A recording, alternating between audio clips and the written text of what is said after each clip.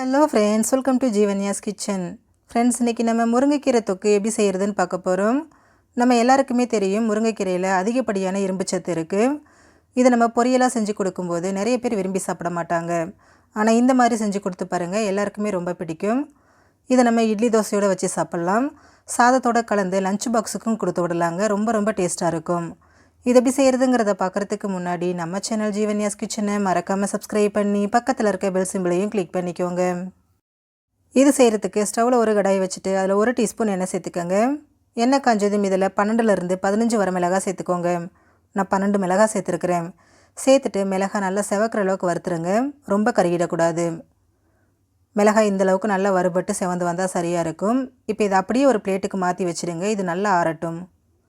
இப்போ திரும்பவும் கடாயில் 1 டீஸ்பூன் எண்ணெய் சேர்த்துக்கோங்க. எண்ணெய் காய்ச்சதும் இதில் 1 டேபிள் ஸ்பூன் மல்லி விதை, 1 டீஸ்பூன் கடுகு, 1 டீஸ்பூன் மிளகு, 1 டீஸ்பூன் சீரகம், 1/2 டீஸ்பூன் வெந்தயம் சேர்த்துருங்க. சேர்த்துட்டு ஸ்டவ் லோ ஃப்ளேமில் வச்சுட்டு இது எல்லாமே நல்லா செவக்கிற அளவுக்கு வறுத்து விட்டுருங்க. கருகிடக்கூடாது. பாருங்கள், நல்லா வறுபட்டுருச்சு. வறுபட்டு ஒன்று போல் செவந்து வந்திருக்கு.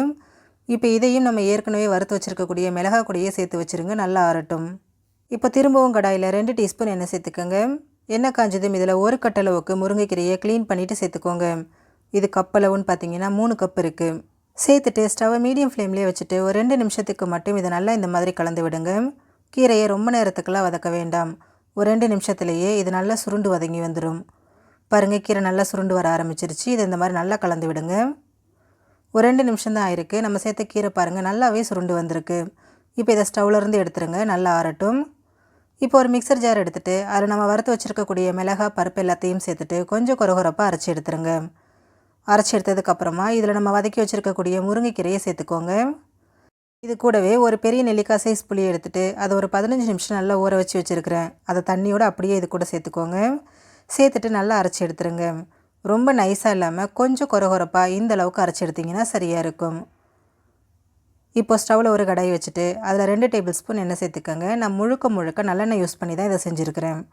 எண்ணெய் காஞ்சதும் இதில் 1 டீஸ்பூன் கடுகு சேர்த்துட்டு நல்லா வெடிக்க விட்டுருங்க. கடுகு முழுமையாக வெடித்ததுக்கப்புறமா இது கூட நம்ம அரைச்சி வச்சுருக்கக்கூடிய முருங்கைக்கீரை தொக்கை சேர்த்துக்கோங்க. இது கூடவே ஒரு 3/4 கப் அளவுக்கு தண்ணியும் சேர்த்துக்கோங்க. அடுத்ததாக இதில் தேவையான அளவு உப்பு, நான் 1 டீஸ்பூன் உப்பு சேர்த்துக்கிறேன். சேர்த்துட்டு இது எல்லாத்தையும் நல்லா ஒன்று சேர்த்து கலந்து விட்டுருங்க. தண்ணி ரொம்ப அதிகமாகலாம் சேர்க்க வேண்டாம். 1/2 கப்லேருந்து 3/4 கப் சேர்த்தாலே போதும். சேர்த்துட்டு இதை நல்லா கலந்து விட்டுட்டு ஸ்டவ்வை லோ ஃப்ளேம்லேயும் மீடியம் ஃப்ளேம்லேயும் மாற்றி வச்சு எண்ணெய் பிரிஞ்சு வர அளவுக்கு இதை நல்லா கொதிக்க விடுங்க. இது நிறம் மாறி நல்லா எண்ணெய் பிரிஞ்சு வரணும். அது வரைக்கும் இது வேகட்டும். இது ஒரு 8லேருந்து 10 நிமிஷம் ஆகும். பாருங்கள், ஒரு 10 நிமிஷம் போல் ஆகிருக்கு. தொக்கு நல்லா வெந்து வந்திருக்கு. எண்ணெய் முழுமையாக பிரிஞ்சுட்டு அது நிறம் பாருங்கள் நல்லா மாறி வந்திருக்கு. ரொம்ப பர்ஃபெக்டாக இருக்குது. இப்போ இதை நம்ம ஸ்டவ்லேருந்து எடுத்துடலாம். ரொம்ப சிம்பிளான முறையில் முருங்கைக்கீரை தொக்கு ரெடி ஆகிடுச்சு. ஃப்ரெண்ட்ஸ், நீங்களும் இந்த ரெசிபியை ட்ரை பண்ணி பாருங்கள். ட்ரை பண்ணி பார்த்துட்டு உங்களோட எக்ஸ்பீரியன்ஸை மறக்காமல் கமெண்ட் பாக்ஸில் கமெண்ட் பண்ணுங்கள். உங்கள் ஃப்ரெண்ட்ஸ் அண்ட் ஃபேமிலி மெம்பர்ஸோடு இந்த வீடியோவை ஷேர் பண்ணுங்கள்.